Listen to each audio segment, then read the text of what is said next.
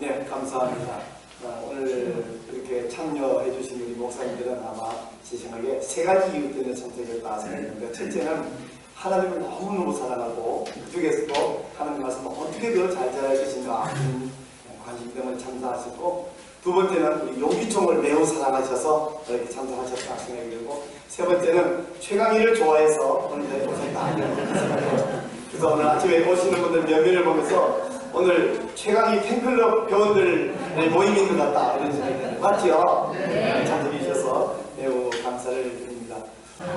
오늘 함께 나눌 제목은요, 정당성과 적절성을 모두 갖춘 설교인데요.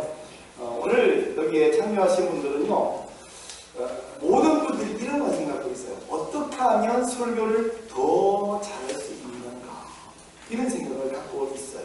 근데 이런 관심은 이미 설교를 잘하시는 분들만 관심을 갖고 있지, 설교를 못하시는 분들은 이렇게 하면 되지 라고 생각해요. 그래서 설교를 잘하시는 분들은 어떻게 하면 설교를 더 잘할 수 있는가, 이런 관심을 갖고 있습니다. 자, 그렇다면 이런 이야기를 오늘 나눌 텐데요. 근데 이 문제를 함께 나누기 위해서는 그러면 먼저 제가 이렇게 묻고 있어요. 잘하는 설교는 뭔데요? 잘하는 설교가 뭔지를 알아야 어떻게 하면 잘할 수 있는가를 알 수 있겠죠. 근데 잘하는 설교는 뭔가요? 그러면 뭐 여러 가지 대답이 나오겠지만, 예를 들면 감동을 끼쳐야 잘하는 설교 아닌가요? 그렇습니까? 만약에 감동을 끼치는 설교가 잘하는 설교라고 한다면 제가 이렇게 한번 물어볼게요. 법륜 스님이라는 사람이 나와서 증문즉설이라는 사람인데, 보니까 사람들이 엄청 많이 보여요. 그리고 재미가 있어요. 또 중간에 갖고 있는 질문을 하는데 그 질문을 바로 즉석에서 답을 하는데 다 해야 그러고 고개 끄덕이고 그리고 집으로 돌아가더라고요. 자, 여러분, 제가 설교하는 현장에서 또 여러분들이 설교하는 현장에서 성도들이 엄청나게 많이 모이면 정말 좋겠죠. 막 1000명, 10,000명 모이면 좋겠습니다. 또 재미가 있고 뿐만 아니고 청중들이 가지고 온 현실적인 문제들 거기서 해답을 얻고 돌아가면 얼마나 좋겠어요. 근데 과연 법륜 스님의 증문즉설을 배우는 잘하는 설교는커녕 설교 아니잖아요, 그죠? 그러면 왜 설교 아니라고 말하느냐 하면, 법륜 스님의 그 감동적인 강연은 설교 아닌 이유는 뭐냐면, 예, 그러면 좀 해주시는 동안에 제가 계속 이야기를 할게요. 자, 법륜 스님 이야기했죠. 그분 정말 재미있더라고요. 사람 많이 보이고 좀 부러워요. 저도 저렇게 제 청중이 많이 모이고 재미있고 또 문제를 해결하면 좋겠다 싶을 때, 우리는 설교도 아니잖아요. 그럼 왜 설교 아니냐 할 때에 그 법륜 스님의 강연은 그 말하는 내용의 근거가 정당성이 없습니다. 내용의 출발점이 근거가 정당하지 않기 때문에 그 이야기에 가는 방향도 정당하지 않아요. 자, 그렇다면 여기서 한 가지 우리가 정리할 수 있는 건 뭐냐면, 설교는 좋은 설교든 뭐 평범한 설교든 어쨌든 설교는 근거가 정당해야 된다는 사실을 한 가지 확인하고 진행할 수 있습니다. 그렇죠? 그러면 이제는 자, 좀 더 근본적으로 가서 잘하는 설교가 뭔가 이야기하는 중에, 잘하는 설교는 좀 이따 이야기하고, 먼저 설교가 뭔가요? 어떤 분이 이렇게 말하는 걸 들었어요. 설교는 그냥 강대상에 있어서 무슨 얘기인지 하면 설교 아닐까요? 라고 말하는 것도 들으면서 제가, 네? 뭐라고요? 강대상에서 뭐든지 말하면 설교라고요? 다행히 그게 하나님이 원하시는 내용이 된다면 다행이겠지만, 뭐든지 말하면 설교라고요? 설교자가 그렇게 말하는 거 보면서 그건 아니죠. 깜짝 놀랐는데, 자, 설교는 뭐냐 할 때에 여러분 다 설교를 수십 년 해오셔요. 20년, 30년, 40년. 그러면 나름대로 설교는 뭔가를 생각하고 있을 건데, 무엇을 설교라고 생각하십니까? 그러면 또 그렇게 생각할 때에 왜 그렇게 생각하시는데요? 그렇게 생각하는 근거도 정당해야 되죠. 일단은 우리 오늘 앉은 테이블이 두 분씩 한 개씩 있기 때문에 두 분씩 마주 보시고, 또 짝이 없으면 한 세 분씩 마주 보시고, 한 1분 동안 시간을 드릴 테니까 자기보다 좀 머리카락이 흰 분에게, 선배님, 목사님, 설교가 무엇입니까? 이렇게 묻고요. 뭐라고 말씀하면 왜 그렇게 생각하세요? 그렇게 말하는 이유가 뭔가요? 이렇게 물어보시고 바꾸어서 후배님 어떻게 생각하세요? 1번 시간 드릴 때 일단 설교는 무엇입니까? 그렇게 생각했어요. 이거는 무엇입니까? 한번 말씀해 주세요.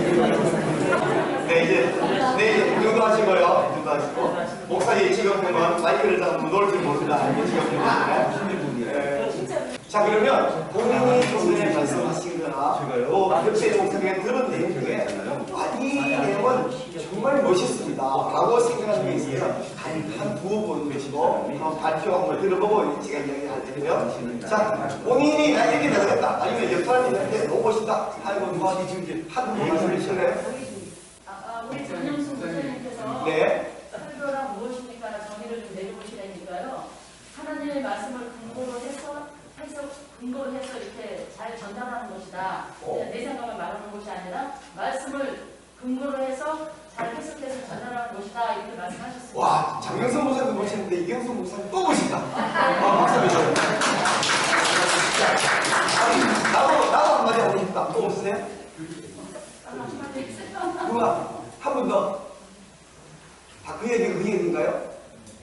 최원경 거?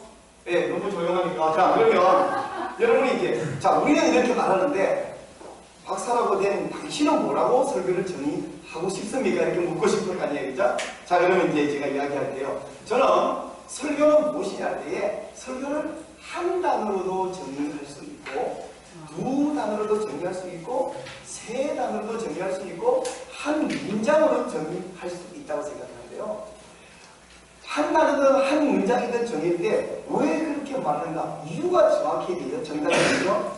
저는 설교를 한 단어로 정의한다면 연결이다 라고 말하고 싶습니다. 설교는 연결이다.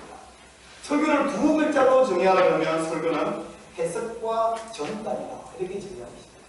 설교를 세 단어로 정의하려면 읽기, 쓰기, 말하기다.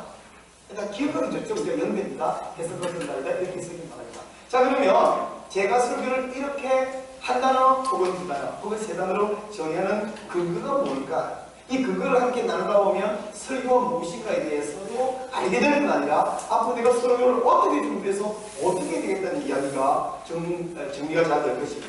첫째는 설교는 연결이라고 제가 이야기하는데요. 설교의 4대 요소는 일단 설교가 내가 있어야 되죠. 그리고 반드시 있어야 되는 청중이 있어야 됩니다. 여러분들이 계세요. 제가 강의를 하셨듯이 또 반드시 필요한 것은 성경이 있어야 되고요. 그리고 우리 눈에 안 보이지만 삼위 하나님이 계셔야 합니다. 그래서 요한 실리에라고 하시는 남아프리카 공화국의 스텔렌보시 대학교의 유명한 설교학 박사님은 설교라고 하는 것은 네 가지 요소, 하나님과 성경과 그리고 이 설교자와 청중의 음성이 조화롭게 신비스럽게 어우러져서 하나가 되는 게 설교다 하고 유한 시인이가 정의를 했거든요. 그러면 하나님은 잠깐만 미쳐있다 생각을 하고 설교 그러면 반드시 전제되어서 설교자 나와 청중과 설교가 전제되어야 되는데 설교자는 뭐하는 사람이냐? 그런 설교는 뭐냐 그러면 이 성경과 청중 사이를 연결하는 것이 설교입니다. 근데 때로는요 본문은 읽어놓고 본문 책임을 안 지고 다른 이야기를 막 하는 사람들이 많이 계십니다. 그러려면 설교 본문을 뭐하러 읽어? 적어도 설교자는 본문을 읽었으면 본문에 대한 책임을 져야 해요. 본문을 남용하거나 오용할 것 같으면 사실 굳이 성경 본문이 아니어도 괜찮겠다 싶은 설교를 종종 봅니다. 이 수업 무한을 갖고도 설교할 수 있고요. 불경 갖고도 우리가 성도들이 은혜 받을 만한 이야기를 할 수 있을 거예요. 그런다면 우리가 이 성경을 들고 설교되는 이유가 뭘까요? 자, 여러분 이런 설교 어떻게 생각하세요? 오늘 제가 본 토끼의 특징은 귀가 쫑긋합니다. 눈이 붓습니다. 그리고 앞발이 짧고 뒷발이 길기 때문에 오르막길은 잘 올라가지만 내리막 가면 이 발이 짧아서 기구를 붙여서 내리막을 잘 못합니다. 이렇게 해서 성도는 하나님 말씀에 귀를 기울여야 되는 토끼 같은 설교와 계시기를 되시길 바랍니다. 눈이 붓습니다. 하나님 말씀을 사모하고 하는 은혜를 사모합니다. 그리고 위로 올라가는 성도가 되셔야 됩니다. 그러면 이 세 가지 다 좋은 말이죠. 은혜도 돼요. 다음 주일에 가서 이 설교 하시겠습니까? 좋은 이야기예요. 성도들이 설교학적 근거 없이 들으면 성도들이 오늘 설교 진짜 좋다. 기억하기 좋잖아요. 제목 토끼. 첫째, 하나님 말씀에 귀 기울이라. 둘째, 하나님을 사모해라. 셋째, 위로 올라가는 성도. 얼마나 기억하기 좋아요. 어쩌면 두고두고 평생 은혜 받을지 모르지만 근거가 뭐예요? 토끼예요. 이런 것 때문에 이소부와 전부 성경 부분 대신에 설교의 근거가 되겠는데 우리 글로도 설교하지는 않습니다. 출발점이 성경이어야 되고요. 또 한 가지는 이 성경은 나는 아는데 청중에게 전달이 안 되면 그건 설교 아니에요. 유대 전승에 이런 말이 있어요. 스승 가운데 어떤 스승이냐? 첫째, 자신은 잘 가르치는데 남은 못 가르치는 스승입니다. 또 둘째, 자기 자신을 못 가르치는데 남은 잘 가르치는 스승입니다. 근데 정말 좋은 스승은 자신도 잘 가르치고 남도 잘 가르치는 스승인데 최악의 스승은 본인도 못 가르치고 남도 못 가르치는 스승입니다. 여러분 3분이시죠?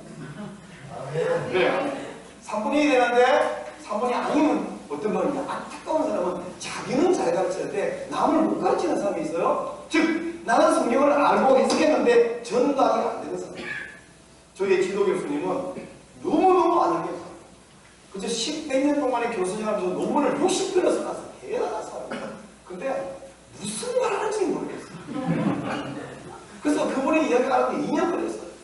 제가 그 교수, 저보다 제 MDB 4년 후배이신데 후배냐 선배냐가 아니라 그분은 스승이 됐고 저는 학생이 됐게. 그래서 그 교수에게 이렇게 했어요.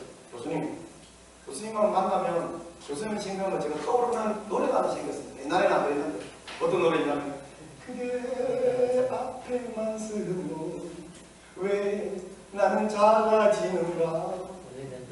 그러다가 2년 동안 그 노래를 부르다가 제가 이제 드디어 노래를 바꿨습니다. 그대 내게 행복을 주는 사람. 왜 근데 그분이 행복을 주었다기보다는 그분은 워낙 공부도 많이 하고 실력이 있는데 못 알아듣는데 드디어 제가 알아듣는 사람으로 바뀌었어요. 저는요, 제가 못 알아듣는 건 문제지만 내가 이해하는 것은 남에게 이해시킬 수 있다는 자신이 있거든요. 그때부터 그분을 정복하고 나니까 아, 이제는 된다. 근데 그분은 정말 똑똑해. 전달이 안 돼. 무슨 소리인지 몰라. 우리 한상길 목사님은 학신 목회대학원에 매번 와서 수업을 들으셔요. 연세 드신 분이. 근데 목회대학원에는 정말 전국의 목사님 가운데 좀 더 공부하고 싶은 분들 막 모여있는데 목회대학원에 우리 그 교수님이 2시간짜리 특강을 나보내서 목사들의 표정을 보니까 2년 전에 내 표정이야. 무슨 대단한 말 하는 것 같은데 저게 뭔 말이야. 라틴어로 말하는 것도 아니고 한국말로 말하는데 못 알아듣나. 여러분 적어도 무슨 말 하든지 간에 청중들이 알아들어야 되잖아요. 알아듣고 기억해야 되잖아요. 전달이 안 됐어요. 그래서 저의 학위 논문 제목이 청중의 이해인데 알아듣도록. 그래서 성경과 청중을 연결시켜야 이게 설교다.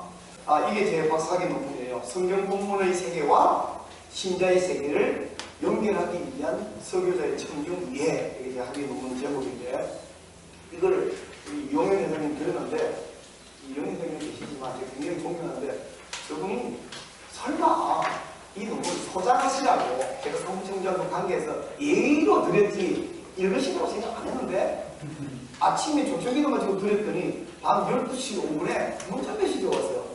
논문은 다 읽었는데 너무 좋대. 에? 하루에 이걸 읽으셨다고? 그리고 그 다음에 또 전화까지 오셨어. 어제 논문 읽었는데 너무 좋았다. 쉽고 이해되고 그랬다. 이야, 저분이 읽으신 것도 대단하지만 처음으로 60 넘어서 논문을 하루에 다 읽도록 선상도 대단하잖아요.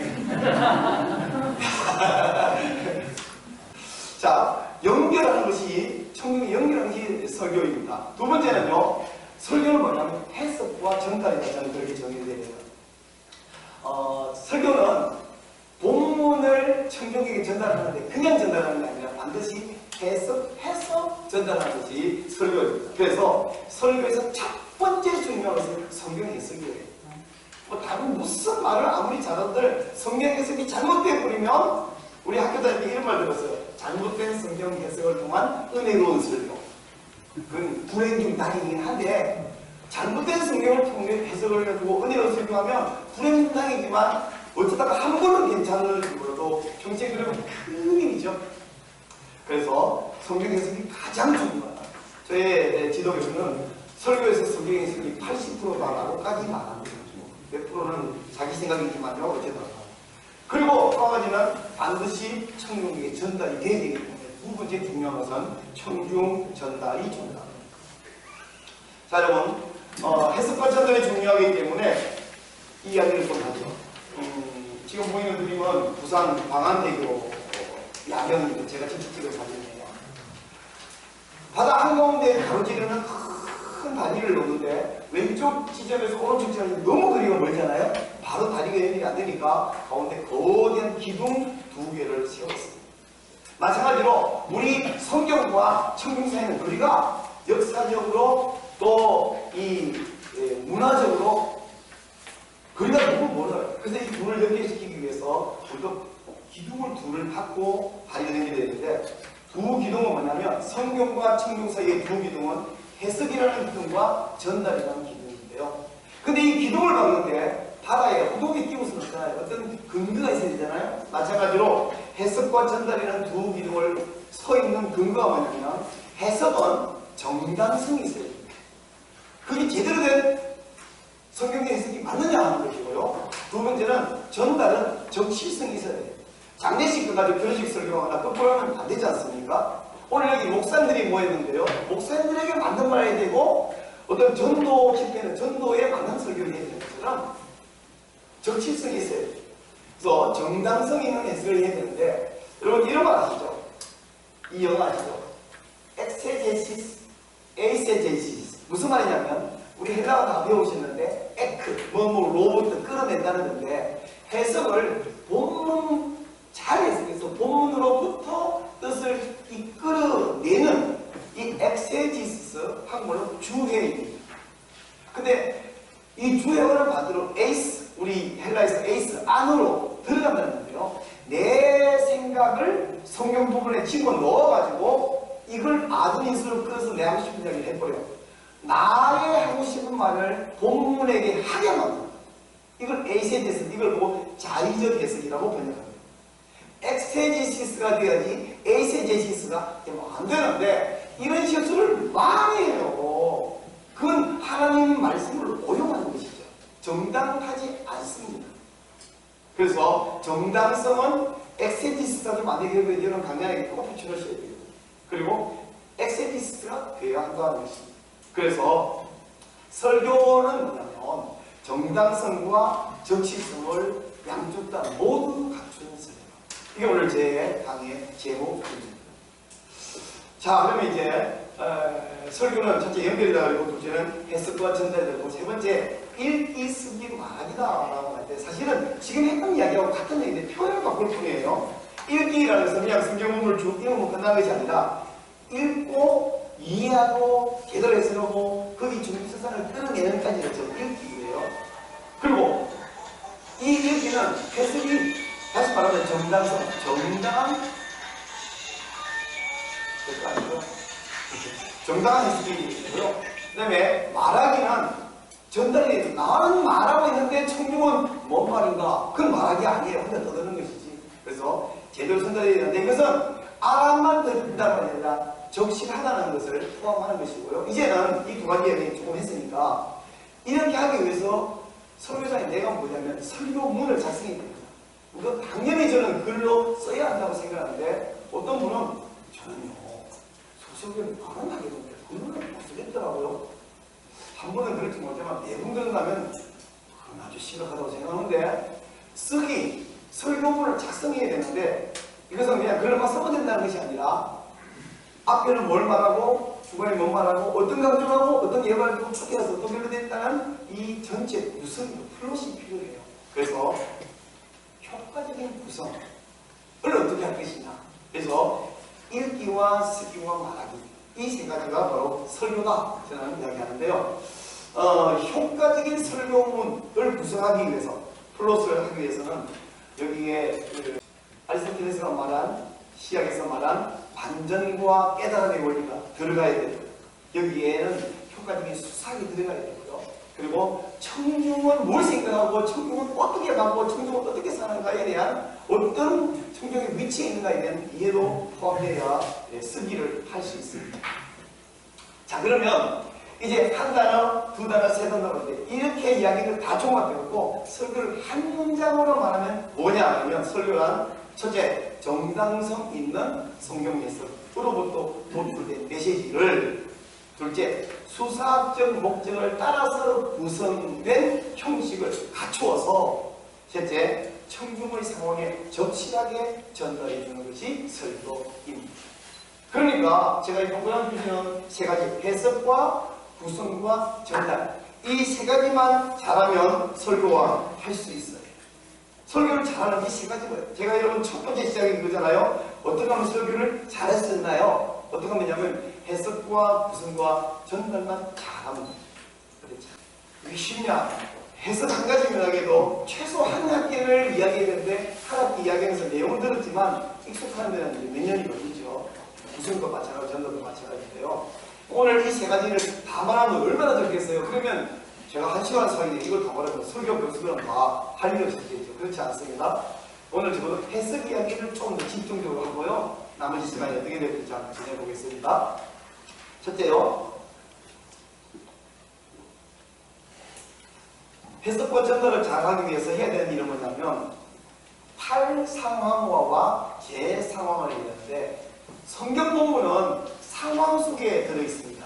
아브라함이라고 하는 4000년 전이라는 그 시대 그 사람들의 그 상황 속에서 하나님이 찾아오시고 만나고 이야기한 그런 상황 속에 상황이라는 옷을 입고 있어요.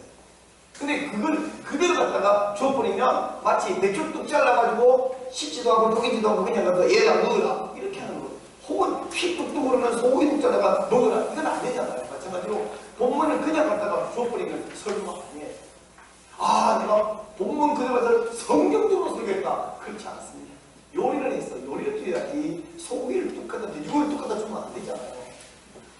상황이라는 옷을 벗겨야 됩니다. 그걸 보고 탈상황화. 그리고 벗기면 뭐가 되냐? 알몸이 나와요. 알몸으로 있으면 안 되고 양복을 딱 입고 써야 되듯이 요리 재료를 잘 다듬어 주면 안 되고 양념하고 익혀가 주셔야 되듯이 우리 청중에게 맞도록 다시 상황을 입혀야 돼서 재상황을 해서 줘야 됩니다. 자, 이 이야기를 조금 다르게 표현하면 영어로 말하면요. 탈상황과 재상황을 보면 디코딩, 엔코딩이라고 말할 수 있는데요. 성경은 코드화되어 있잖아요. 그럼 여기서 코드를 벗겨 디코딩입니다. 성경은 그때, 시간적으로 그때, 그리고 장소도 그 장소, 가나안 땅이라는 그 장소, 그리고 아브라함, 이삭이라는 그 사람, 또는 바울이라고 하는 그 사람에 관한 이야기, 거기에서 원리를 보고 코드를 벗겨 디코딩을 하면 모든 시대, 4000년 전이나 오늘이나 앞으로 1000년이나 모든 시대에 전 세계 어느 장소에서나 모든 사람에게 통하는 원리 있죠. 그것을 도출해. 그 다음에 이걸 가지고 지금 오늘 이 장소 여기 와 있는 이 사람들에게 맞는 이야기로 해서 저는 이것을 엔코딩, 다시 코드화 하는 것입니다. 이걸 다르게 표현하면요. 성경 안에는 뭐가 있냐면 성경을 잘 읽고 해석해보니까 성경 속에 중심 사상이 있죠. CMT가 있어요. Central Message of Text가 있습니다. 그 CMT를 일단 찾아야 돼요. 그 다음에 이 CMT, Central Message of Text를 청명이 뚝뚝 주는 것이 아니라 여기서 신학의 중심 사상을 도출해내고요. 그리고 이 신학의 중심 사상에서 오늘 내 청중에게 내가 할 말을 주는 것이 이게 설교의 중심 사상인데 성경에 있는 메시지를 쫙 뽑아가지고 이걸 우리 성경에 전부 다 주면 좋은 설교냐? 그거는 주석책을 읽어주는 것이지 설교는 그렇지 않습니다. 제가 설교학 석사과정 2년, 박사과정 3년 이렇게 합쳐갖고 석박 통합과정이 있는데요. 4년 동안 책을 100권을 읽었지 않습니다. 얼마나 많은데 여기서 막 쏟아 부으면 오늘 좋은 강의가 아니라 오늘 여러분에게 할 말만 다 뽑아서 그만 전해주는 거예요. 설교도 마찬가지. 오늘 본문 읽었어요. 때로는 한 절, 때로는 10절, 때로는 30절 읽는데 여기는 이야기를 다 말하고 막 말하다 볼 시간이 없네요. 요만큼만 하겠습니다. 그럼 다음 주에도 좋은 성경 공부나 성경 강의일 수는 있지만 설교는 그러면 안 된다고 해요. 오늘 내 청중에게 줄 만큼 줘요. 식사 시간도 오늘 내 가족이 먹을 만큼 식당에 딱 올리는 거지 잔뜩 쏟아먹고 야 원하는 걸 먹어 하면 안 됩니다. 그래서 설교의 중심사상은 본문에서 나온 생각을 전부 다 쏟아먹는 것은 아닙니다. 오늘 전할 메시지는 뭔데 그건 내가 전하는 거예요. 다른 메시지 더 있다. 다음 주에 전하고. 그래서 이 중사상 세 가지를 건너가는 것이 해석과 전달의 방법입니다. 그러면 결국 이제 좀 전에 이야기했던 이 중사상 이야기에서 또는 여기 말하는 상황 그리고 탈상황과 재상황 여기에서 우리가 설교를 준비하고 공부하기 위한 설교학의 세 가지 영역이 나와요. 첫째는 뭐냐면 성경 해석, 그 다음에 쓰기, 그 다음에 전달이라고 했지 않습니까? 결국은 성경 해석 방법론을 우리가 설교자가 늘 공부하고 새롭게 더 공부하고 이걸 잘 정립해야 돼요. 두 번째는 이것을 청중에게 전달하기 전에 어떻게 형식을 갖춰서 전할 것이냐. 그런 방법이 여러 가지가 있어요. 전통적으로 대한민국에는 3대지 설교가 매우 유행했습니다. 아신대학교의 신승호 교수의 표현을 빌리면 본문에 세 가지가 없는데도 억지로 세 가지를 만들어가지고 강제로 세 가지를 갖다 절제주제 하는 경우가 많다는 거예요. 그래서 그분이 하는 말에 하면 산삼 한 뿌리를 줘야 되는데 맨날 두 가지씩 뿌리를 갖다 나가준다. 그래서 그분은 드라마틱한 원포인트 설교를 했다고 주장하는데 제가 좋은 이야기라고 생각해요. 근데 3대지가 부분에 있어요. 그럼 3대지를 전할 수 있죠. 하나의 메시지가 되면 하나를 전할 수 있죠.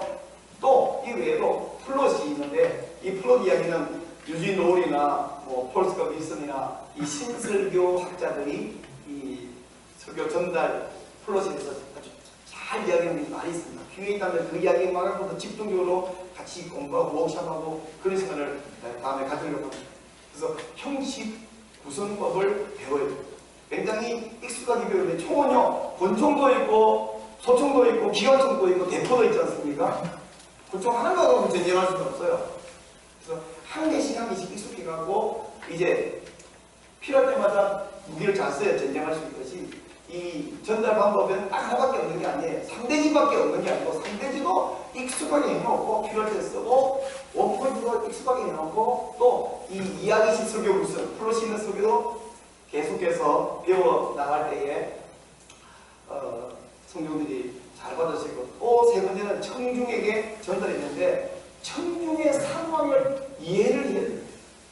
청중의 상황 보는데 심각하고 불러오를 보고 슬프네 아프네 이런 정도의 상황 말고 제가 논문 쓰면서 성경 본문의 세계와 청중의 세계를 연결하기 위한 설교자의 청중 이해를 쓰기 위해서 기존 설교학자들, 유명한 설교자들은 청중을 어떻게 이해를 하고 있는가. 제가 서양 연구를 쭉 하는데 이 이야기들이 다양하지만 하나로 보면 그분들의 청중 이해는요. 옛날에 그분들이 주장하고 비판하는 그 전에 설교자들은 듣든지 안 듣든지 자기야 말고 막 하는 거예요. 그리고는 이렇게 말합니다.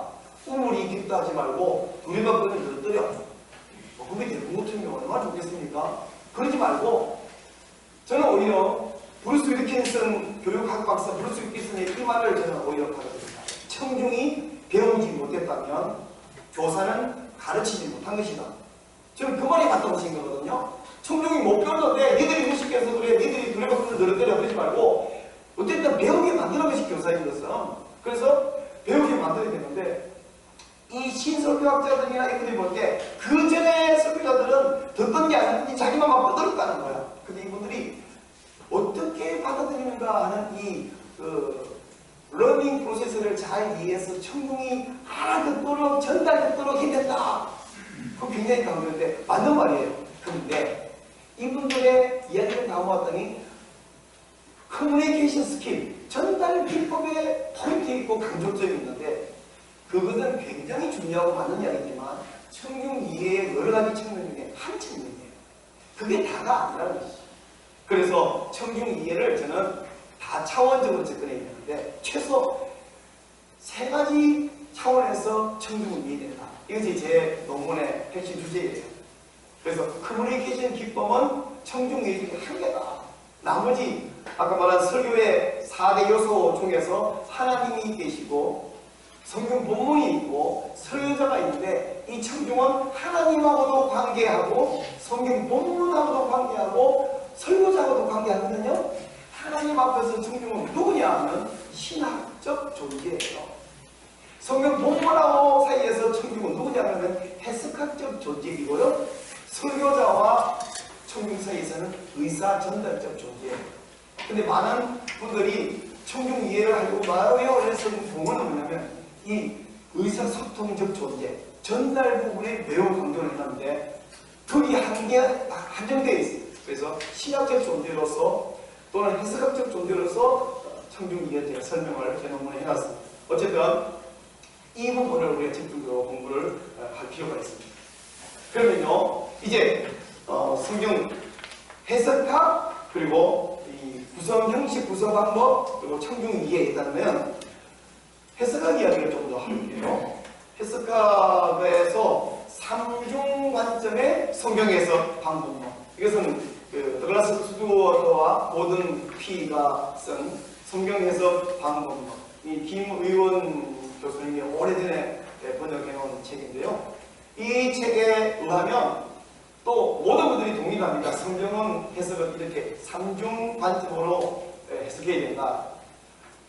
역사적 해석, 문학적 해석, 신학적 해석. 이거는 이제 정설이 되어 있지 않습니까? 역사적 해석, 문학적 안에는 뭐 다르게는 문맥적 해석이나 또는 문법적 해석도 포함되는 이야기입니다. 역사적 해석, 이건 성경 시대와 우리 시대는 최소 2000년부터 4000년까지의 시간적 간격이 있죠. 뿐만 아니고 장소가 거기와 여기는 너무 다르죠. 또 문화가 다릅니다. 문화가. 야곱은 부인 넷을 두고 살았는데 요즘 그런 목사님 있으면 그 목사 되겠어요? 쫓겨나지. 근데 그 시대의 문화를 이해하고 아브라함도 그렇고 이 시대의 문화. 아브라함처럼 살면 목사 되겠어요? 쫓겨나겠죠. 다윗도 마찬가지고 그 시대의 문화, 이 시대의 문화. 이런 차이들을 우리가 그때는 이런 문화였다. 이런 상황이었다. 해석하는 역사적 해석이 필요하다면 문학적 해석이 필요해요. 제가 볼 때에 목사님들이 헬라어, 히브리어를 좀 놔놓고 한국어를 이 전체에 흐르는 맥락을 이해를 못하는 것처럼 보이는 분들이 자주 보여요. 맥락을 이해해야 되나요? 그건요, 이 한글을 읽는 소양이 생겨야 되고요. 한글을 읽는 소양이 생기는 방법 중에 하나는 글을 쓰는 거예요. 본인이 글을 못 쓰는 사람은 남의 글을 못 읽습니다. 난독증이라고 그러죠. 한글을 모르는 게 아니라 이 문장을 모르는 거예요. 아니면 이 문장은 아닌데 앞뒤 맥락을 모른다. 이거 정말 대단해요. 그래서 이 문학을 이해해야 되고요. 문맥을 이해해야 되고 문법을 이해해야 돼요.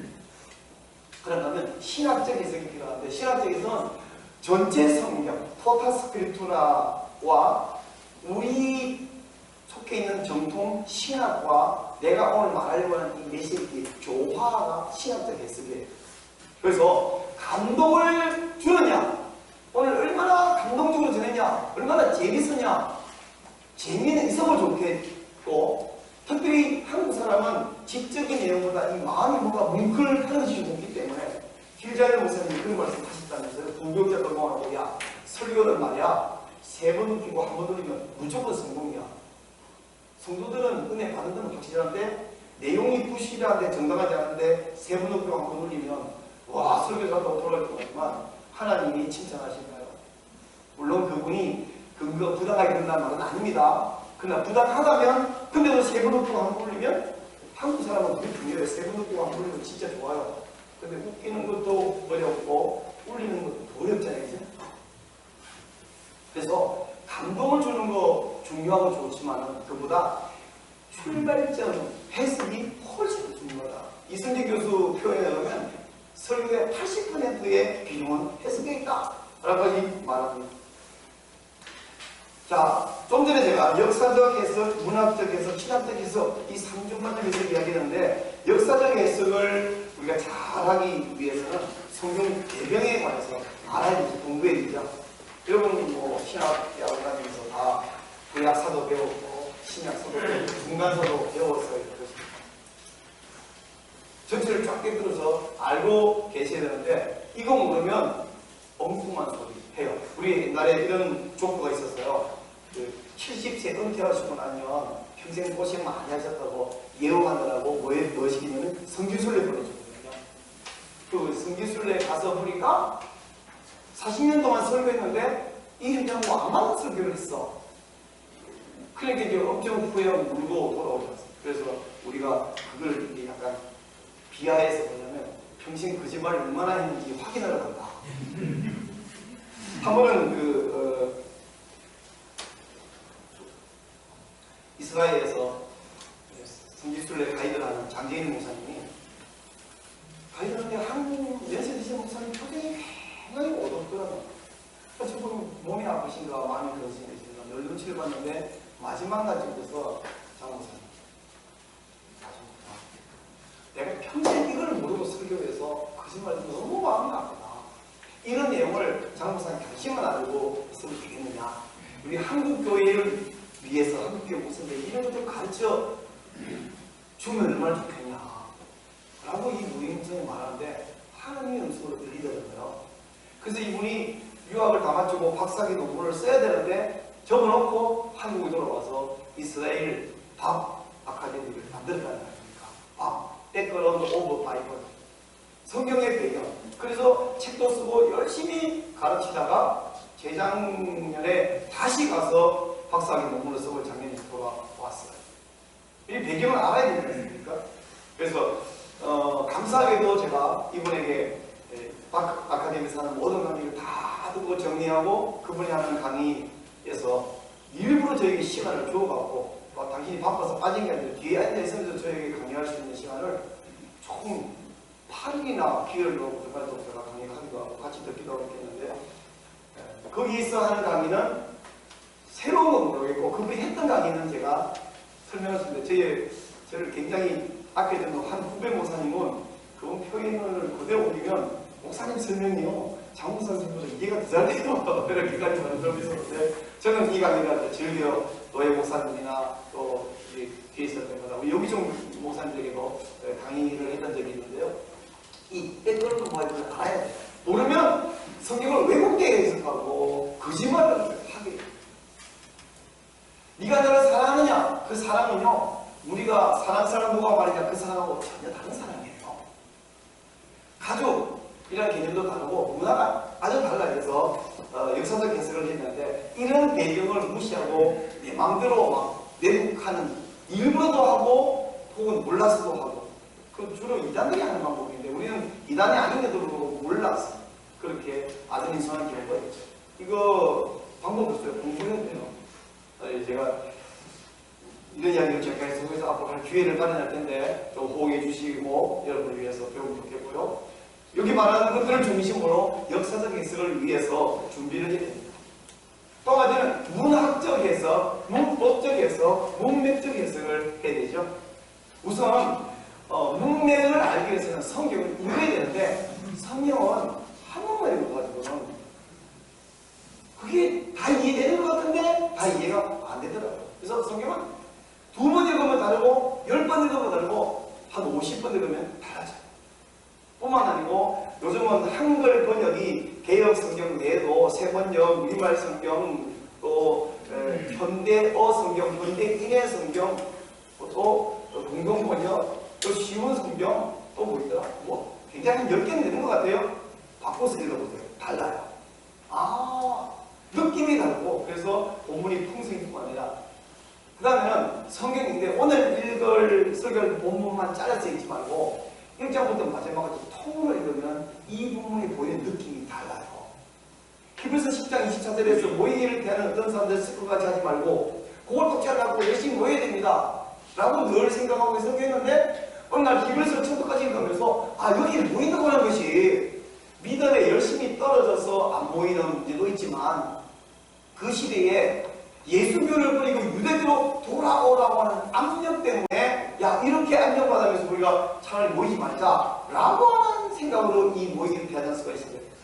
이것은 오늘의 코로나 상황에서 코로나 핑계로 독감 정도보다 약하다고 말하는 의사들도 있던데 그걸 가지고 교회를 락다운을 하고 온 사회를 락다운하는 이 상황에서 우리 모이지 말자 해서 정부가 말하는 것보다 교인들 아직 교회를 안 하고요 죽을까 싶어가지고 죽는 사람이 20개월 동안 2,450명밖에 안 되고 그중에 51%가 80대인데 자기 나이 80대도 아니고 60밖에 안 되는데 교회를 안 하고 죽을까 봐. 이 모이기를 피한다는 말의 의미가 히브리서 통일을 근데 다르다. 그래서 성경을 통일을 했고요. 또 한 가지 제가 즐겨 쓰는 건 뭐냐면 녹음을 하면서 요즘은 이게 요물이지 않습니까? 온갖 게 다 되는데 녹음을 해보세요. 그리고 이걸 내가 직접 들어보면 달라져요.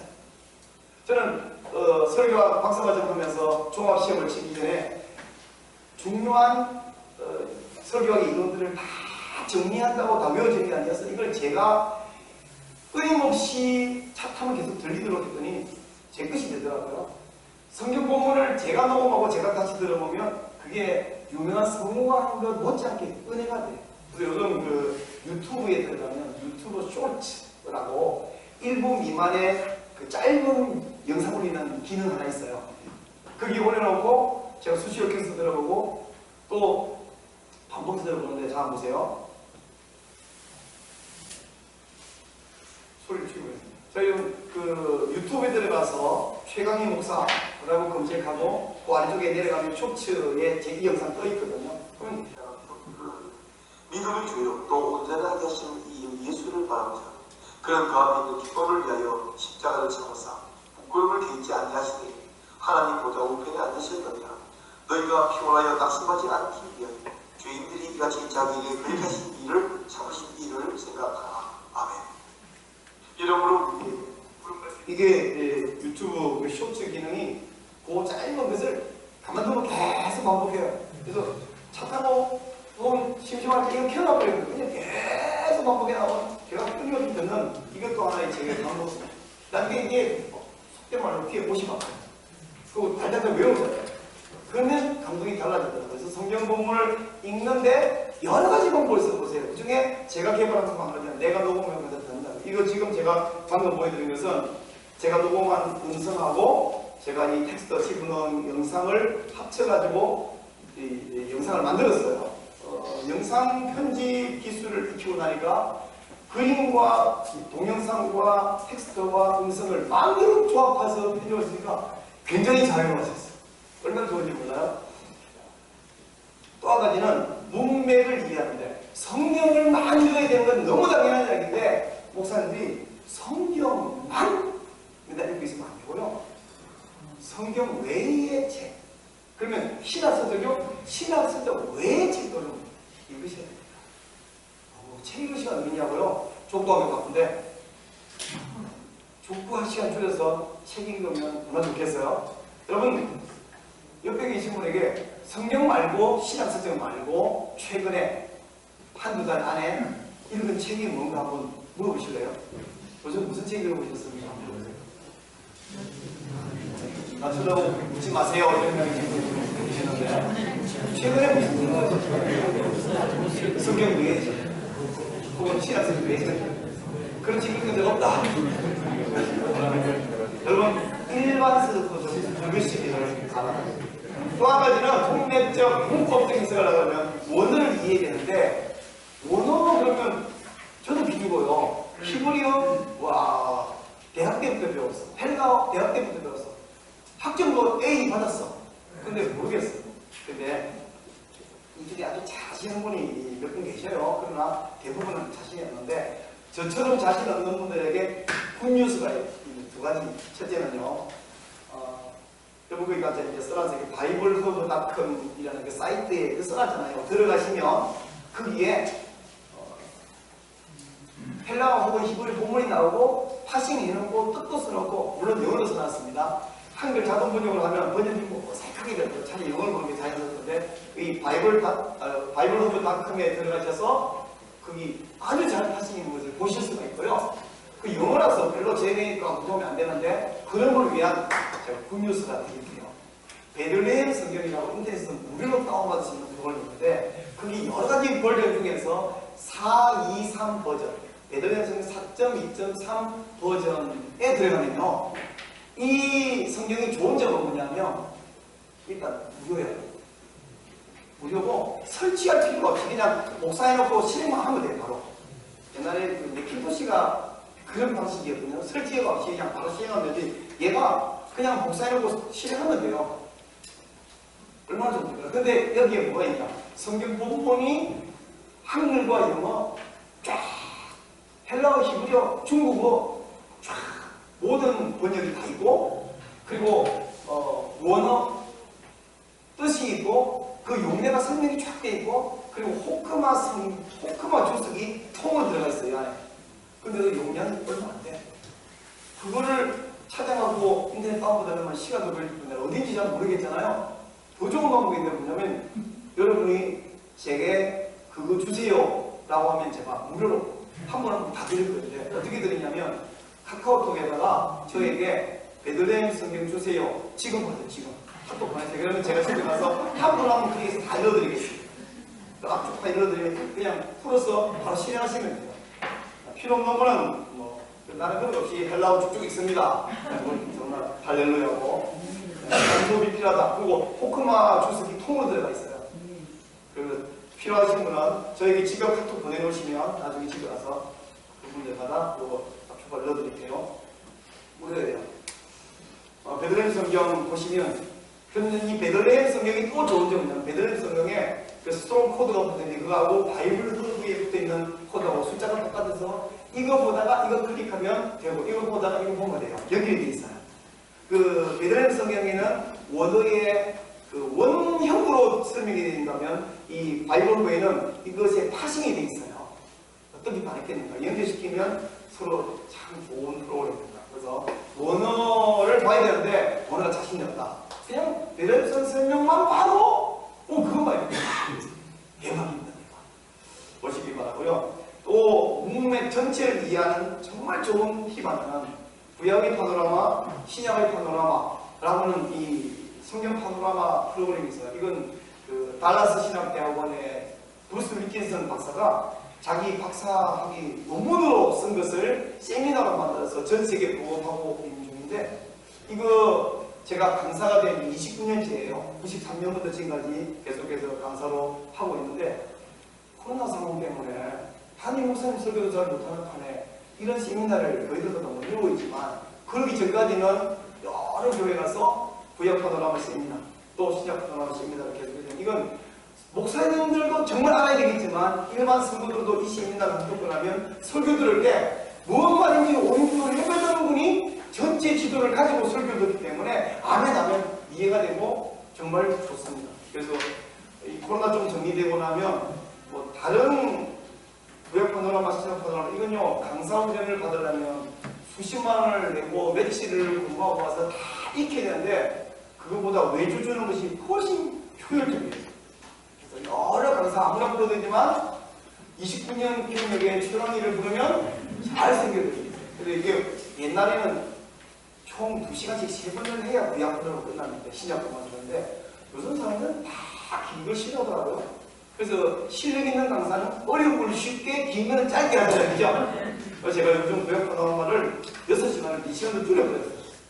신약 파노라마보다 6시간을 4시간 줄여버렸어요. 그래서 뭐 토요일 2시간, 주일 5일 2시간 이렇게 해도 되고 해서 한번 꼭 파노라마 세미나를 여러분 교회에서 한번 이 코로나 정리되면 한번 계획해 보시기 바랍니다. 송정교회도 한번 해보시기 바랍니다. 진짜 명예를 걸고 명예를 걸고 제 동기 목사들이 이거 하고 또 다른 목사들에게 이거 너무 좋았다고 계속 소개하고 이렇게 하고 있는 거니까요. 이걸 강사를 여러분이 받으시려 그러면 시간과 경비와 이게 아무리 봐도 너무 복잡해. 그래서 강사 불러 세우는 것이 더 쉬운데 이런 방법으로 전체 문맥을 이해하는 데 굉장히 도움이 되실 것입니다. 또 한 가지는요. 역사적, 문학적, 신학적 해석이 있는데 신학적 해석. 여러분 신학적 해석을 하려면 첫째는 내가 보는 이 조직신학 전반의 흐름을 이해하고 거기에 맞춰야 신학적 해석이 되지만 그걸 하기 위해서 뭐부터 해야 되냐면 토타 스크립투라 헬라가 이 라틴어인데 여러분 라틴어 가운데 솔라 스크립투라는 말 익숙하시죠? 오직 성경으로. 근데 오직 성경인데 문제는 전체 성경 조화에 안 맞는 해석을 이단들이 하는 거예요. 이단들도 성경책 들고 이야기하거든요. 이단들도 성경 들고 이야기해요. 그런데 문제는 그 부분에 그 문장에서 맞는 것 같은 전체의 맥락에 안 맞는 해석을 합니다. 그래서 전 성경적으로 좋아 있는 해석을 해야 된다. 이게 토타 스크립투라에 맞는 해석을 해야 된다. 토타 스크립투에 맞는 해석의 방법 중에 하나는 제가 좀 전에 말한 이 구약 파노라마나 신약 파노라마도 굉장히 도움이 연결되고 도움이 됩니다. 하여간 전체 성경적인 눈을 가져야 되는 이분이 하루의 신일이 아니지 않습니까? 이것을 가지고 애를 써야 되고요. 조직신학 한번 강의 듣다고 탁 되는 건 아니죠? 그래서 여러분 목사는요 계속해서 공부를 해야 돼요. 평생 공부하는 목사가 되는 거예요. 제가 MD부 과정을 마치고 27년 만에 합신에 다시 가서 박사과정에 들어갔는데 제가 그리고 대학에서 중신대학 그것도 신학과를 마치고 또 합동신학고등학교 라고 우리가 부르는 빡시게 공부시키는 합신에서 MD부 3년을 마치고 우리는 그 당시에 합동신학고등학교라고 그랬어요.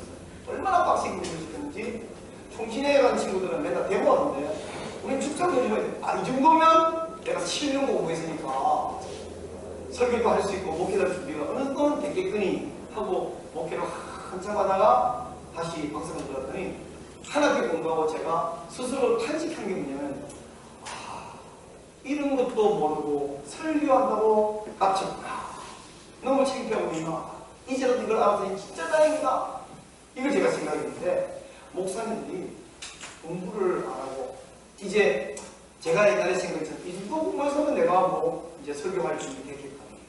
라고 생각하고 시간이 나오면 조건을 하라. 조건을 하는 게 아니라 조건도 해야죠. 저는 어제 자전거 4시간 했는데 조건을 해야죠. 건강해야 되니까. 근데 그것만으로도 공부를 안 하면 그냥 퇴보하죠. 그러면 성도들이 지치려고 하죠. 그리고 본인이 아유 목회가 재미가 없어. 공부를 해보면 목회를 하고 싶어져요. 설교가 하고 싶어져요. 공부를 하면. 그래서 여러분 평생 공부하는 목사가 되시길 진짜 부탁드립니다. 네. 우리 설교 시간에 우리 그런 거 잘하잖아요. 옆 사람에게 이렇게 하세요. 목사님이지만 옆 사람에게 목사님 평생 공부합시다 하시래요.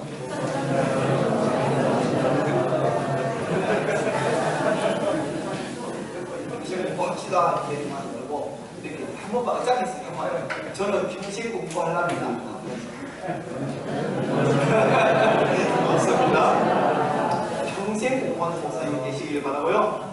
자, 그러면 평생 공부하려는데 어떻게 하면 평생 공부에 도움이 되냐면 첫째는요, 성경도 읽고 주석책도 읽고 또는 남의 설교집을 읽지 마세요. 말하면 설교집을 읽는 시간 저는 아깝다고 생각들고 그거보다 읽어야 되는 뭐냐면 논문을 읽으셔야 돼요. 박사학위 논문 두꺼운 거 그거 말고 소논문 보통 30페이지 예외의 소논문을 읽어야 되는데 소논문 어디냐 그러면 한국복음주의 실천신학회에서 1년에 4번 발간하는 복음과 실천신학이라는 학술지가 있습니다. 이거 KCI에 등재되어 있는 아주 수준 높은 이 학술지에는요 논문 10편이 들어오면 4편을 잘라들고 6편만 실어요. 교수들이 제출한 논문에도 60%만 실어줘요. 그러니까 심사에 가서 엄격해요. 그래서 한국연구재단에서 인정하는 가장 영향력 있는 학술지인데 복음과 실천신학 여러분 읽으시고요. 또 한 가지는 한국설교학회에서 만드는 1년에 2번 발행하는데 설교한국이라는 학술지가 있습니다. 이건 지금 13호이고요. 12호에 제 소논문이 하나 실려있고 14호에 이제 올해 가을에 발간될 때에 제 논문 하나 투고해 놓았고 그 투고의 내용을 이번 11월 20일에 학교에서 발표를 할 것입니다. 이 설교한국이라는 논문도 있고요. 여러분 또 총신 졸업하시는 분들은 신학진학 계속 받으셨잖아요. 졸업한 이후에는 안 받으시죠? 물론 돈 내고 일부러 구독하면 모르지만 자동으로 오지 않는데 신학진학도 올 수 있고 합신에서 나오는 신학 정론이라는 교수님들이 정말 주옥 같은 논문이 있습니다. 또 한국 복음주의 신학에서 나오는 복음과 신학이라는 이 외에도 많습니다. 근데 정통하고 개혁주의적이고 이런 것만 제가 몇 권을 소개해드리는데 오늘 복음과 실천신학 60호를 제가 가지고 왔고 61호에 제 논문이 실리도록 심사 통과를 했어요. 이제 11월 15일에 발간될 건데요. 60호에는 여기 좀 중요한 좋은 논문이 몇 개씩 있는데 제가 한 권이 있는데 혹시 원하시는 분 한 분에게 강의를 좀 드리도록 하겠습니다. 설교한국을 제가 2권 가져왔는데 12호에는 제 논문이 실렸고 14호에도 실렸고 13호에는 제 논문은 안 실렸고 좋은 논문이 여러 개 실렸는데 2권이 있는데 마치고 원하시는 분 2분에게 드리도록 하겠습니다. 자, 그러면 이걸 정기구독을 또 막 신청하는 건 번거롭고 또 돈도 들고, 근데 돈 한 푼 안 들고 이 외에도 여러 논문을 보는 또 방법이 있잖아요. 어디 가냐면 인터넷 들어가서 DBPR 제목이 써놨죠. DBPR에 검색하고 들어가면 단어만 검색하면 논문들이 막 수백 수백 딱 나열돼 나오는데 그냥 들어가시면 한 편당 몇백 원씩 돈을 내야 됩니다. 그냥 들어가지 말고 열분 학교 도서관, 저는 합시 도서관에 들어가서 거기서 로그인한 다음에 DBPR로 연결이 되면 다 무료로 받을 수 있어요. 그러면 이 아티클 거기서 써놨어요. 이 아티클도 마찬가지로 학교 도서관에서 이 아티클로 연결이 들어가면 무료를 다 받을 수 있습니다. 뭐 통신은 모르겠어요. 아마 그렇게 돼 있을 것 같아요. 그래서 검색을 하고 받고 싶은데 돈 몇백 원도 한 번은 벌어서 자꾸 하면 그걸 내야 될 가치가 있는데 왠지 아깝잖아요. 그럼 제게 카톡 보내세요. 이런 논문 내가 필요하다. 다운받아서 바로 보내드릴게요. 저는 그런 일이 귀찮은 게 아니라 굉장히 즐거워요. 왜? 공부하시고 싶다는데 저랑 하면 얼마나 고맙고 좋은 분이야. 그래서 기꺼이 하고 싶어 하는 게 진심입니다. 이런 논문 발견하기 위해서 제가 어떤 논문은 다운이 안 되면 학교 도서관 사서에게 바로 이메일을 보내거나 카톡을 보내면 그분이 받아가지고 제 카톡이나 이메일로 또 파일을 넣어줘요. 제 친구 송신대학원에서 작년가을에 역사신학 박사들이 있는데 이 친구는 큰 이메일 오는 거예요. 자기 도서관에는 이게 안 받아져. 없다. 나보고 합신 도서관에 있는데 이게 다운이 안 되는 거야. 그럼 저한테 연락 오면 제가 연락을 받아가 포스해주고 그거 영화로 준다고 밥 한 그릇도 먹었지만 저는 밥 요구하지 않고 기꺼이 드리면 진짜로. 그래서 DBPR나 이 아티클 들어가면요, 여러분 거기 가서 단어만 검색하면 사람 이름만 검색하면 수백 개는 줄줄 내려옵니다. 그래서 공부를 못하는 피해가 없어요. 안 하는 것 뿐이지 하려면 얼마든지 할 수 있습니다. 그런가 하면 신학 논문을 읽게 되면 여러분 이런 그 학술지에 있는 논문 이 제목 이거 뭔 말이야? 뉴노멀 시대에 적시한 설교사에 관한 연구 뭔 말이야? 모르겠다 하지 말고 이것이 여기서 신성욱 교수 성경 해석학적 관점에서 본 김창인 목사의 설교와 신학적 특징. 이거 읽으면서 와, 김창인 이런 분이었구나. 대단하다. 배우자. 이렇게 읽을 수 있고요. 제가 읽었던 것은 디지털 예배의 목회적, 신학적 고찰과 실천의 방향. 이런 책을 쭉 읽고, 그리고 제가 줄곧 꺼놨는데 이 책도 드리겠습니다. 교회도 이 논문을 읽으셔야 돼요. 이 한 권 받아간 안에 실린 거 6개 중에 적어도 한 편씩이라도 논문을 읽으셔야 돼요. 그 논문을 좀 읽으시기 바라고, 뿐만 아니고 아까 제가 말한 대로 신학적인 책 외에 일반 서적을 좀 읽어야 되는데 최근에 읽은 일반 서적 뭐냐고 물을 때 막 신나게 말하는 분 몇 분 계시고 그냥 빙긋이 웃고 계시는 분 읽은 게 없다는 뜻이죠? 회개하시기를 바랍니다. 제가 읽었던 최근에 읽었던 책들 말하면 2030 축의 전환. 축이 바뀌었다는 지축이 바뀌었다는 건데요.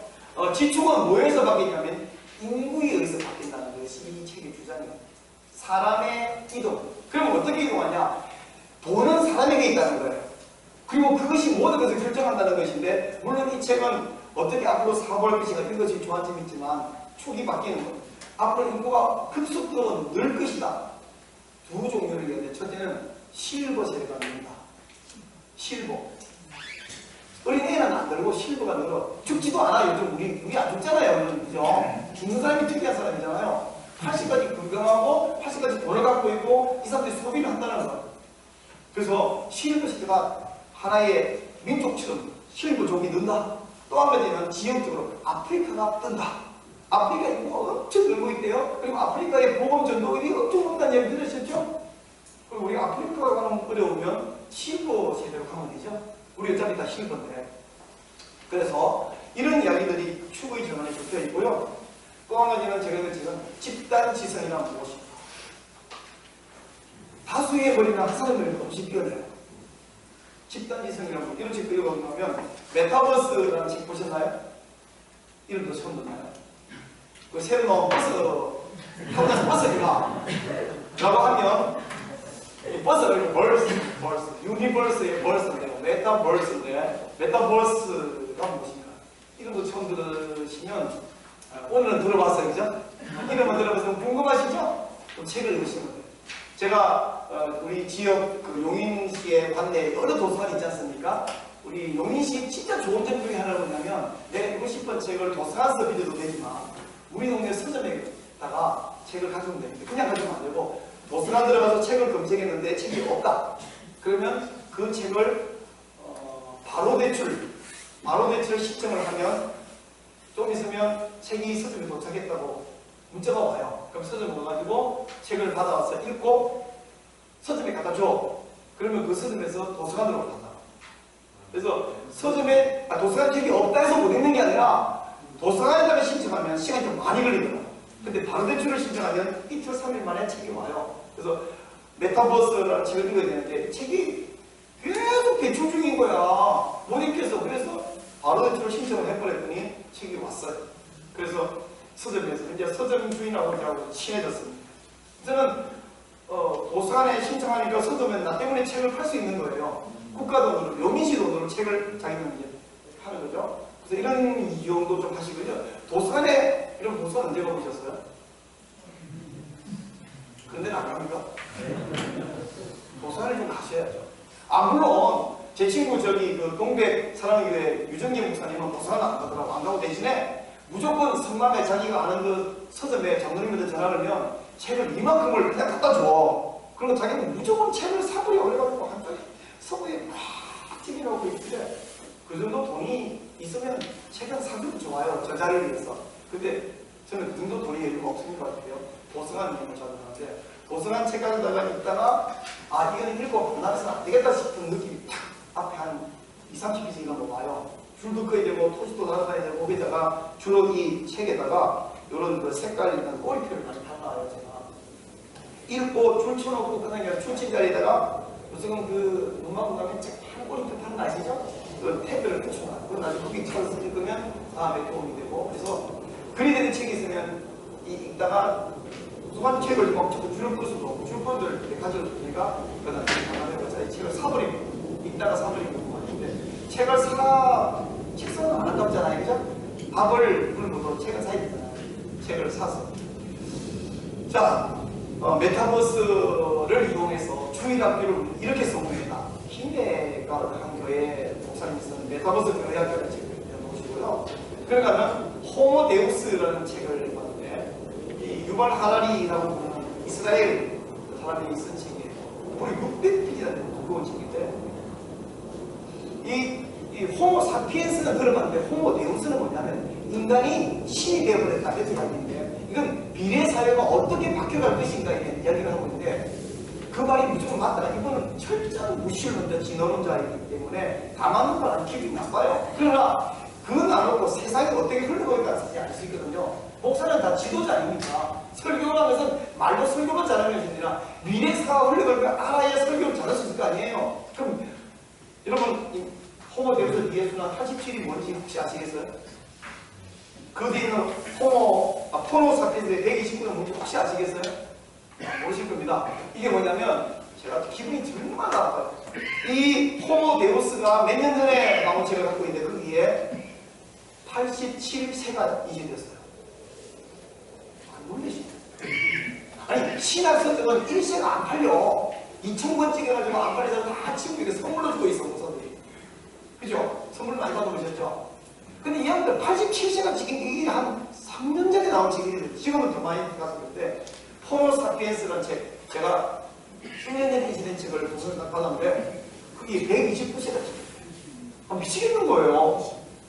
우리는 2,000원이 안 팔려가지고 선물로 주고 집에 쟁여놓는데 얘들은 다 팔리고 다 팔리고 하면서 계속 129세가 찍혔는데 이 말은 뭐냐면 많은 국민이 읽고 있다는 이야기예요. 국민들이 다 읽고 있는데 물론 우리 성도 중에 안 읽은 분이 있겠지. 근데 안 읽은 분에게 기준을 맞추면 안 되잖아요. 읽은 분에게 기준을 맞춰야 되는데 성도들은 다 읽었는데 목사들은 그런 책 이름도 들어본 적 없다. 매우 불안하죠? 이 정도로 많이 불편하게 팔리는 책은 읽어야 돼요. 너무 많이 읽혀 있는가? 책은요, 작은 걸 해도 족구를 해도 책을 읽어도 농사를 지어도 낚시를 해도 책 읽는 것도 읽다 보면 읽는 속도도 빨라지고 읽는 방법도 알게 됩니다.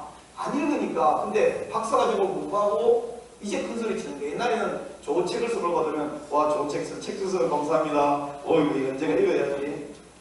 그 언젠가가 어디지 내가 모르는데 박사가 좀 공부하기 이후에 생기면은 이 책 좋네. 이거 무슨 책이지? 서문 이렇게 있다 보니까 다 읽어버려요. 그래서 2시까지 읽는 거예요. 우리 용회장님 논문을 읽다 보니까 그날 밤 자동으로 다 읽어버리셨던데 읽다 보니까 근데 600페이지를 주면 이거 아니고 허무 이게 뭐겠지 읽는 거예요. 읽는 습관을 만들면 빨리 읽어지고 핵심 내용을 빨리 캐치할 수 있습니다. 호모 사피엔스라는 책을 아십니까? 모든 사람들이 핸드폰과 뗄래야 뗄 수 없는 사람이 됐다. 호모 사피엔스가 됐다. 이런 이야기인데 잘 보시기 바라고요. 지금까지 제가 역사적 해석, 문학적 해석, 신학적 해석 이야기인데 이 해석을 통으로 한꺼번에 할 수 있는 하나의 성경 해석 방법이 있는데 이 방법은요 설교학적 상호본문성 관점의 성경 해석이라고 하는 최신으로 나온 이론. 이게 무슨 이야기냐면 이거 가지고 1시간 2시간 내가 하고 시술도 계속하고 해야 되는 이야기지만 맛만 보여드릴게요. 무슨 얘기냐면 우리가 성경 본문을 해석할 때 본문은 텍스트이고 우리 청중의 상황은 컨텍스트가 해서 컨텍스트를 고려하고 배려하고 텍스트를 봐야 된다. 그래서 또 텍스트를 보고 다시 청중의 상황을 보고 청중의 상황을 보고 다시 텍스트를 보고 이 둘을 계속해서 보고 왔다 갔다 하면서 더 깊은 해석이 가능하다. 이게 이제 소파이드 이 원심력을 돌면서 더 깊어진다 하는 얘기인데 좋은 이야기예요. 근데 본문과 청중의 상황을 이분법적으로 해석할 일이 아니라 본문을 볼 때 어떻게 봐야 되냐면 이 본문과 내 앞에 있는 청중의 컨텍스트만 보지 말고 본문 안에 컨텍스트가 있다는 이야기입니다. 그 마태복음이면 마태가 이 글을 쓸 때에 이 글을 읽을 독자를 생각했는데 그 독자가 어떤 상황에 있느냐를 고려하고 이 부분을 썼거든요. 그럴 때에 마태가 자기의 독자의 컨텍스트를 생각하면서 이 컨텍스트에 맞는 어떤 메시지를 글로 쓰기 위해서 그 전에 있는 어떤 본문과 성경 사상을 끌고 와요. 구약 이사야서 7장 14절을 끌고 와서 저녁아 인가의 아들을 알고 이런 얘기를 해요. 그래서 그 앞에 있는 선행 본문이 있다는 것입니다. 선행 본문. 그 선행 본문을 가지고 이 청중의 컨텍스트에 맞는 메시지를 글로 쓴 것입니다. 그래서 프리텍스트를 함께 본문 안에서 찾아내야 돼요. 연결시켜서 본문을 쓰게 돼요. 그런가 하면 이것을 썼을 때는 반드시 이 메시지를 통해서 도출해내고자 하는 의도가 있습니다. 그 의도는 포스트 텍스트예요. 그래서 이제 이 텍스트를 가지고 청중의 상황에 맞춰서 청중이 이런 생각을 하도록 이런 삶을 살도록 끌고 가는 포스트 텍스트죠. 그래서 네 종류의 텍스트를 동시에 생각하면서 본문을 쓰게 한다는 것인데 프리텍스트 선행 본문을 가지고 이 컨텍스트에 맞게 해석하는 것을 역사적 해석 그리고 이 텍스트 자체에 있는 문법과 문맥을 읽는 해석은 문학적 해석, 문법적 해석, 문맥적 해석 그리고 이것을 가지고 의도하는 바 결론이 어디로 갈 것이냐 하는 것이 바로 신학적 해석으로 이 삼중 해석이 한꺼번에 해석되는 관점을 봐요. 그래서 설교 본문을 딱 잡으면 제일 먼저 보여드리냐면 이 본문은 어떤 본문 끌고 와서 이 본문을 기록했냐 하는 역사적 해석을 하고요. 그리고 이 본문 자체의 글자 하나하나와 문법과 문맥은 뭐냐는 생각하고요. 이거 가지고 이 저자는 뭘 말하려고 하느냐 하는 의도를 찾으면 그러면 그게 성경의 중심 사상이 돼요. 그 성경의 중심 사상을 가지고 옷을 벗겨 탈 상황을 해 디코딩을 해. 그러면 신학적 중심 사상이 나오고 이제는 내가 내 청중의 컨텍스트를 보면서 어떤 것을 의도하느냐를 옷을 입혀 엔코딩을 해. 그러면 설교의 중심 사상이 나오죠. 그걸 가지고 전달하는데 이 중심 사상을 어떤 플롯으로 전할 것인가 하는 순서를 정하고 예화를 집어넣고 나누어서 전달하면 설교문이 나옵니다. 끝났네요. 너무 힘들죠? 자, 이제 시간이 딱 12시 1분이 되기 때문에 제 강의는 여기서 시간에서 마쳐야 되는데 마치기 전에 제가 하고 싶은 이야기는 오늘은 설교를 잘하기 위해서 우리가 잘한 설교는 뭐냐? 아니, 설교는 뭐냐? 그러면 설교가 어떻게 준비되느냐를 말하고, 이제 굉장히 기초적인 이야기를 했고, 이걸 잘하려면 계속해서 공부를 여러분 하셔야 되지 않습니까? 제가 그것을 아카데미를 세워서 해드릴 것이고, 여러분들이 와서 함께 듣고 공부를 저와 함께 할 수 있고, 여러분이 각자 할 수 있는데, 공부해야 할 주제가 많습니다. 이것만 있는 것이 아니라, 이거 외에 이런 것들이 많은데, 중요한 몇 가지를 좀 짚어드리면, 좀 전에 제가 잠깐 여기 언급했던 이 설교학적, 상호문성과정의 성경 해석이 무엇인가도 배워야 되고 익숙해야 되는 이야기고요. 그런가 하면 삼중관점의 청중기에 제 논문 주제라 그랬잖아요. 청중이 커뮤니케이션만이 아니라 신학적 존재, 해석 존재인데 그게 뭔 말이냐? 그럼 어떻게 우리가 공부할 것입니다. 그런 얘기고요. 또 한 가지는 설교자의 청중 이해가 청중의 자아 정체성에 미치는 영향이 무엇인가? 이거 제가 지난 가을에 박사 학위 전에 설교하고 12호에, 이건 13호고, 지난 가을에 12호에 제가 이 소논문을 써서 실어놨어요. 이건 제가 꼭 빠이기 때문에 이것도 아까 그 베드레 선생님이 달라고 하신 분에게 이것도 드리겠습니다. 기분 안 나쁘시죠? 이것도 드릴게요. 빠이를 드릴게요. 그런가 하면 고난에 처한 청중에게 대하여 설교자는 어떤 마음가짐으로 접근하고 설교해야 할 것인가 에 대해서 논문을 써서 이번 11월 20일에 제가 발표할 것이고 설교는 14호에 투고에서 실릴 것입니다. 이건 지금 이제 이 책자에 실리지 않았고 제가 원고를 갖고 있기 때문에 이것도 드릴까요? 네. 안 필요해요? 근데 요거는 이제 아직 책자에 실릴 것이고 발표할 건데 발표하기 전에 드리면 여러분만 보셔야 돼요. 그리고 또 한 가지는 설교 비평. 비평이란 말 듣는 순간 살짝 혈압이 올라가는 분도 계실 텐데 설교 비평을 통한 신앙 공동체 활성화 방법 그리고 설교자의 이 설교 실력의 향상을 표현하는데 이거 어떻게 할 것인가에 대한 방법을 쓰는데 요것도 11월 27일에 발표할 것이고 설교한국 62호에 투어를 하려고 하는데 요건 아직 완성해야 드리기가 조금 되시대요. 다음에 이거 드리도록 할게요. 이것도 공부해야 되고요. 그런가 하면 효과적인 설교 전달법 이건 더 배워야 될 것 같습니다. 브루스 윌킨슨 박사, 교육학 박사가 만든 티칭 스타일 안에 정말 잘 들어있을 뿐 아니라 헤더 로빈슨 아시죠? 강해 설교라고 들어있게 있는데 원래 강해 설교는 그 번역이 강해 설교에 대해서 오해를 부르는데 원래 이름은 비브리컬 프리팅, 성경적 설교가 원제목이에요. 그 헤더 로빈슨이 원래 커뮤니케이션 전문가여서 자기 책의 저 뒷부분에 두 챕터에 이 전달 기법의 이야기를 하고 있습니다. 전달 잘하기 위해서는 이 목소리의 볼륨, 또 빠르기, 고저, 장단, 그리고 이 아이 컨택. 어떤 사람에게 여기만 이렇게 보고 여기를 보여주면서 설명하면 안 되잖아요. 아이 컨택, 또 리허설, 또 마지막 피드백까지 설명해 놓은 부분이 있는데 그 책을 좀 잘 보셔도 되겠고요. 이런 것도 배울 뿐 아니라 실습에 제 선배 하나가 선배 한 분이 자기 50살 될 때까지 이 정소리를 성도들에게 보여주고 설교했대.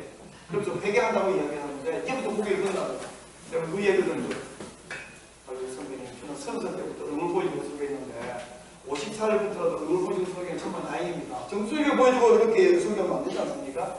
이런 기법들 익숙해야 되고요. 그러면 설교문 작성을 위해서 반전의 깨달음, 아리스토텔레스의 시학에 나오는 이 반전과 깨달음의 원리가 무엇인가와 이걸 어떻게 토로서 작성해서 설교를 작성할 것인가. 그런가 하면 또 한 가지는 인간 설교자가 내가 하는 말이 무슨 이유와 근거로 하나님 말씀이 되느냐. 여러분 하나님 이야기를 하나님 말씀 전하겠습니다. 맞는데 틀린 말이 아닌데 왜 네가 하는 말이 하나님 말씀인데 목사님의 말이 왜 하나님 말씀인가요? 라고 물으면 대답이 부식해지면 안 됩니다. 그래서 이것도 제가 시간 있으면 오늘 끝까지 정말 말하고 싶지만 이미 시간이 오버되어 버렸고요. 말할 수 없어서 제가 시간이 안 될 것 같아서 써놨습니다. 제 유튜브 최강희 목사라는 유튜브에 들어가서 최근 한 서너 주 전에 했던 설교 제목이 설교하는 자리에 오시는 하나님인데 이 설교 한 20몇 분짜리 설교를 한번 좀 들어보시면 왜 인간 설교자의 말이 하나님 말씀이 되는가에 대한 설명이 좀 설교 속에 들어가 있습니다. 한번 일단 그것 좀 참고하시기를 바라고요. 그런가 하면 5단계 로고스의 맥락화와 성경에서 거의 방언에 해당되지 않습니까? 이게 뭔 소리야? 5단계 로고스의 맥락화 이게 뭔 소리냐? 이제 공부해야 되고요. 그런가 하면 구원의 서정 아시죠? 9단계 구원의 서정의 단계에 따른 설교를 어떻게 하겠습니까? 방법. 제 논문에 들어가 있는 내용들이고요. 그러니까 하면 시편 설교는 매우 독특합니다. 내러티브하고 달라요. 시편과 자문은 유사한 부분이 많은데 시편 설교 어떻게 할 것인가?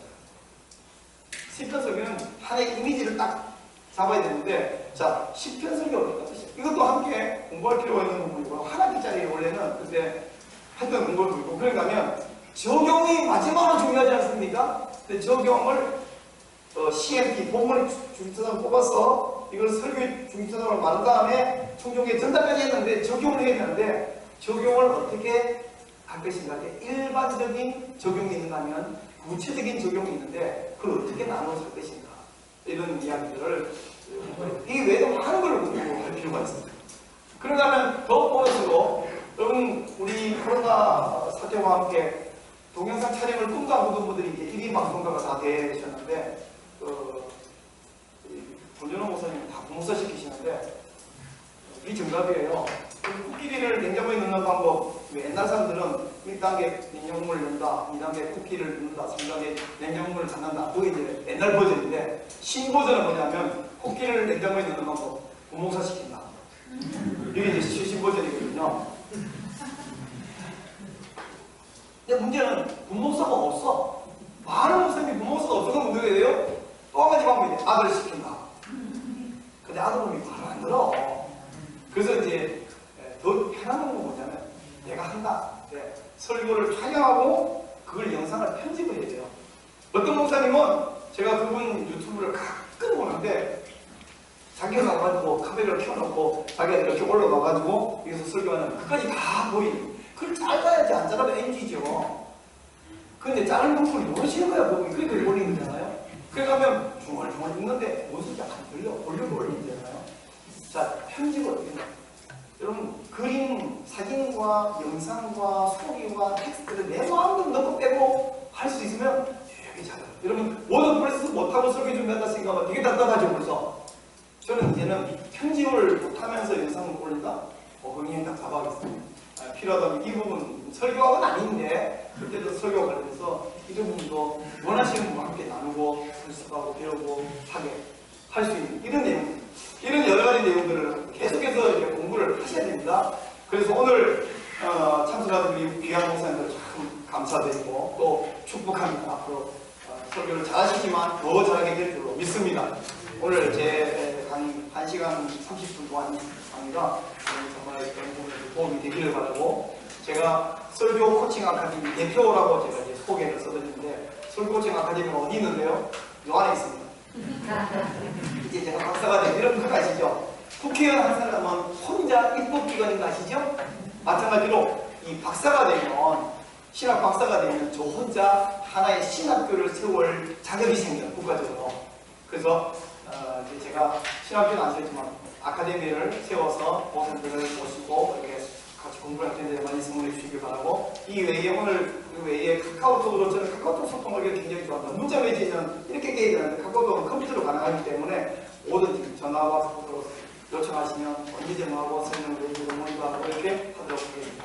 1시간 반이나 이렇게 저희 시간도 주시고 우리 회장님 이렇게 예배를 만들어 주시고 우리 권준호 목사님 장소와 식사 간식 다 제공하면서 이렇게 해주고 귀한 우리 목사님들 50명의 귀한 목사님들이 호응해 주셔서 진심으로 감사드립니다. 감사합니다.